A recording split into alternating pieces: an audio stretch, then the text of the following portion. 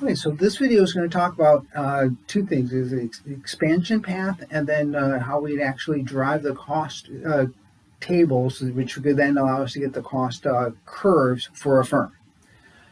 In the last video, we looked at cost minimization. So we picked one quantity and drew the isoquant for that quantity, and then looked at different isocosts and found that how it would be that the firm would minimize the cost of producing some given quantity, and they would minimize cost by finding the point at which the isoquant was just tangent to the isocost.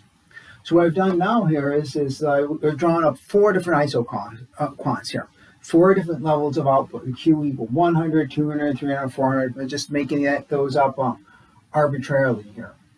And then what I've done is I've drawn in one isocost line for each of the isoquants that would be tangent.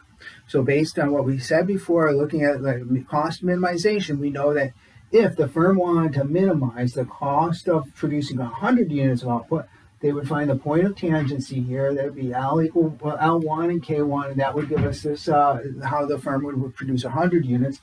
The tangency point for Q equal 200 gives us the minimum cost way of producing 200 units. Here's 300 units and 400 units. So in each case, these are all tangency points. If you were to take all of these tangency points for these isoquants and plus every other quantity you could do this for every quantity, and you had all of these tangency points, and you connected them, we get a curve that we call the expansion path.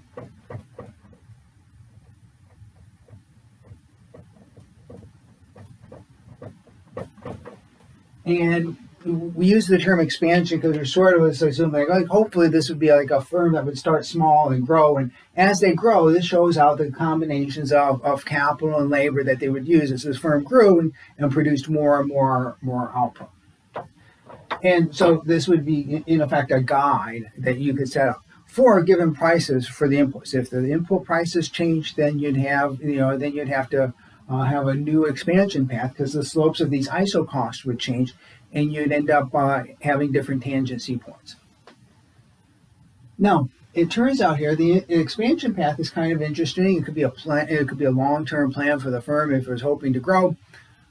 But it also has important information here. We have the information on this diagram to create the cost curves or the cost tables for a firm, and then for the cost curves as well.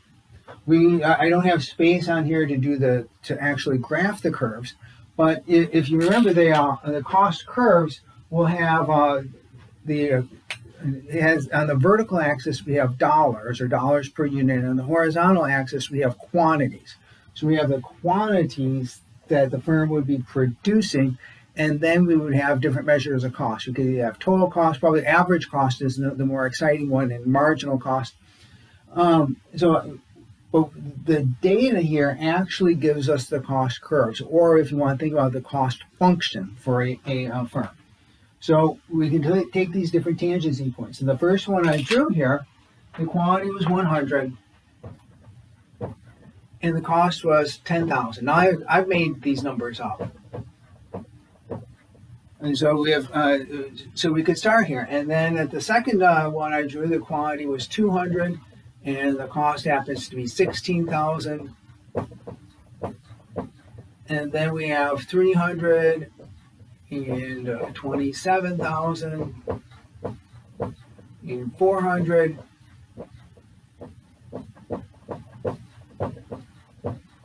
And $40,000. This would be in effect, in principles of micro book. When we talk about cost, we start with a cost table for a firm like this. Well, we can see now where these numbers come from.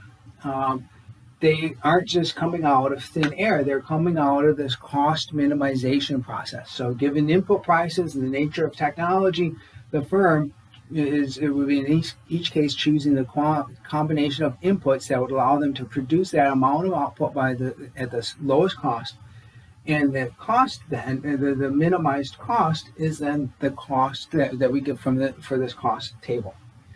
And again, so we could graph this if you wanted to graph the total cost function, but the total cost function is kind of boring.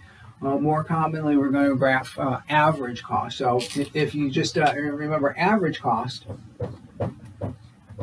is just the total cost divided by Q, or cost per unit. And so if I've got this calculator, if I pick these numbers right, the average cost would be 100, and it would fall to like 80. 27,000 divided by 300 should give us a cost of 90.